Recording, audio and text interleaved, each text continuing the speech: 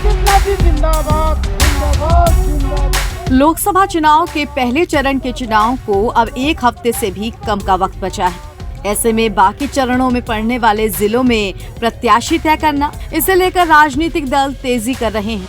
कहीं जातिगत समीकरण बिठाए जा रहे हैं तो कहीं दूसरी पार्टी ने किसे उतारा है उसे भांपते हुए पार्टियां अपने पत्ते खोल रही हैं। यूं तो यूपी में मोटे तौर पर मुकाबला एनडीए और इंडिया गठबंधन के बीच है, लेकिन बीच में मायावती की बसपा, ओवैसी की एआईएमआईएम और निर्दलीय भी जमकर जोर आजमाइश कर रहे हैं। यूपी की 80 लोकसभा सीटों में से कुछ ऐसी भी हैं जहां बीजेपी सपा आमने सामने है, और ऐसे में अगर बसपा भी अपना मजबूत कैंडिडेट उतार दे तो मुकाबला गजब होगा।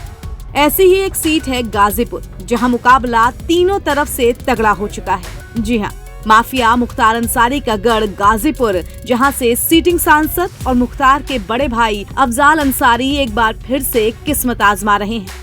यूं तो अफजाल ही चैलेंजिंग कैंडिडेट माने जा रहे हैं, मगर उनके सामने बीजेपी ने चुनौती के रूप में पारसनाथ राय को उतारा है। ऐसे में जनता अनुमान लगा ही रही थी कि दोनों में से कौन मैदान मार सकता है, कि इतने में मायावती ने भी अपना दांव चल दिया। गाजीपुर के मुकाबले को त्रिकोणीय बनाते हुए बसपा ने भी अपना प्रत्याशी उतार दिया।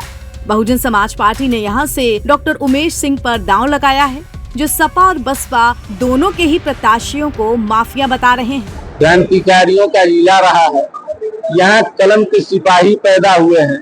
ये दुर्भाग्य था कि कुछ दिन माफियाओं के चंगुल में रहा।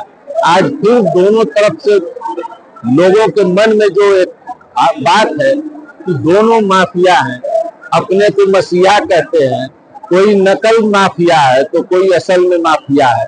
अब गजानन ही रक्षा करेंगे इन नकल माफिया और असल माफिया से। वैसे इससे पहले जब बीजेपी ने पारसनाथ राय को मैदान में उतारा था, तब अफजाल अंसारी ने उनके नाम पर चुटकी ली थी, क्योंकि बीजेपी ने मैदान में ऐसे प्रत्याशी को उतारा था जो अपने जीवन का पहला चुनाव लड़ रहा है। तो कहे हमें फोन करके पूछना पड़ा कि ये कौन है। फिर आप ही में से कोई सज्जन उनको इंटरव्यू कर रहे थे और उन्होंने पूछ लिया कि आप टिकट मांगने वालों में थे, तो बड़े ईमानदारी से उन्होंने कहा कि मैंने टिकट न मांगा था, न मैं उस कतार में था। तो ये तो दरिया दिली है देने वालों की। उन्होंने उस पार्टी ने उस संगठन की दरिया दिली है, और आप सब जानते हैं कि चमत्कार होता है बीजेपी में।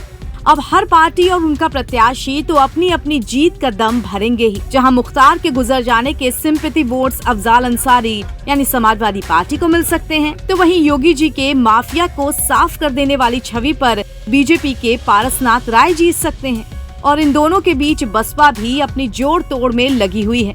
देखते हैं जनता का फैसला किस ओर जाता है। NBT ऑनलाइन की रिपोर्ट।